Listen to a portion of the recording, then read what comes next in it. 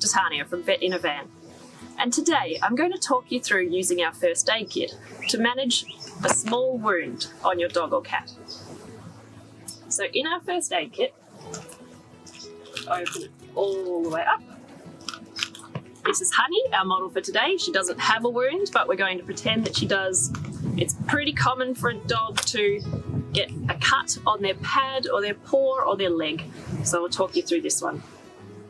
Inside our first aid kit, say she had a small cut on her paw, top side or bottom side, doesn't really matter. Inside here, we've got some swabs. If the wound is bleeding, then it's ideal to apply some pressure to try to stop that bleeding to begin. So you can just grab a couple of swabs. Oops, you're all right. Oops, catch. Grab a couple of swabs, and on her cut paw, we're going to just hold them over the surface and apply pressure for about a minute. With a small wound, bleeding should stop within that minute. If that's the case, then we can go on to dress the wound and keep it nice and clean. If that bleeding continues, then you need to continue to apply pressure and seek veterinary attention. Inside our kit here, we have some gloves,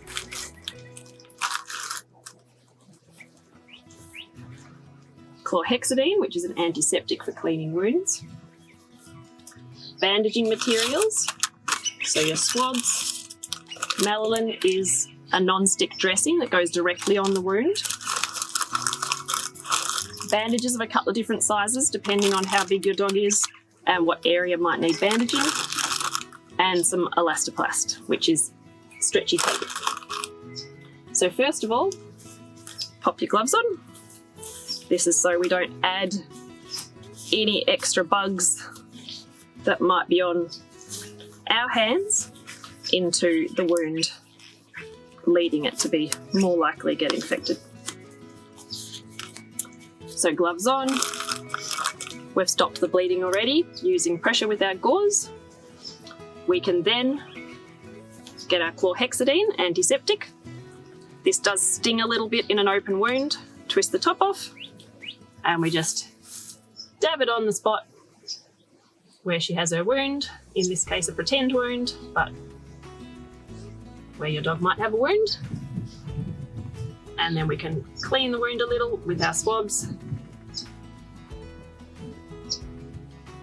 It's pretty unlikely for a dog to want to lick chlorhexidine. It doesn't taste very nice, but she just wants to know what I'm doing with her foot right now. Once the wound is clean, we've given it a really good flush with the chlorhexidine. We grab our Melalin. The Melalin has a shiny side and a dull side. It's shiny side against the wound. This is a really huge 10 centimetre by 10 centimetre piece. So the idea is to cut a little square in it, about the same size as your wound. So we grab our scissors from inside the lid of the first aid kit. We cut ourselves a little square. That's the size of the wound.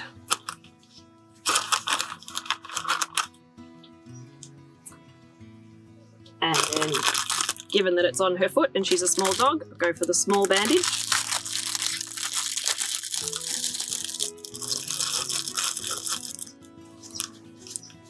Now, with this cohesive bandage, it's designed to stick to itself and not stick to the dog. So it's really good in that it doesn't pull all their hair out when you try to take it off again, but it is very stretchy. So we don't want to make it too tight because it will cut off the circulation to the rest of their foot, which we really don't want. So I like to loosen it up first, just by loosening that little bit as I just did, and roll it back down. That way I know I'm not going too tight. So I've got my piece of Melalin, shiny side towards the dog. We've got our wound that's no longer bleeding, has been well flushed with chlorhexidine and is nice and clean. We pop our melalin on there. Start your bandage over top of where your melalin and wound is.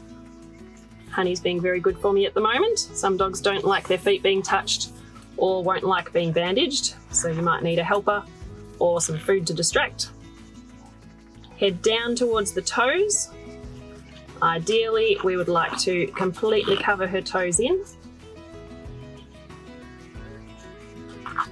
The idea behind this is that if you leave her toes hanging out the end, then the firmness of the bandage can restrict blood flow into the ends of the toes and both become uncomfortable as well as cause swelling in her toes. So then we're going back up the leg again now. As you can see, I'm pulling the bandage out, letting it rest again before I wrap it around. I don't want to pull it out tight and then wrap, because otherwise the elastic will make it shrink down onto the leg and we're too tight on her leg. So we've got it to there. This bandage is quite easy in that you can tear it with your hands if you have to, but we do have our very handy pair of scissors here, so I will cut it. And it sticks to itself, so you don't need anything to stick it down. If your dog really doesn't like having a bandage on its foot and is sitting there flicking, sometimes the bandage will come flying off the end. So that's where our elastoplast tape comes into effect. Likewise, this is medical tape that does have an elastic property to it, so it is stretchy. And likewise, we don't want it to be too tight because it will cut off the circulation to your dog's foot. So I just loosen some up, tie it back on, and putting it onto her leg. Start with a diagonal. This helps to reduce the risk of cutting off blood supply. Come up. My aim is that the tape is, if you can see underneath the beautiful feathers, is to be half on her fur and half on the bandage. So we go around once, not too tight, just keep it nice and loose, and then to finish off, come back down in a diagonal again.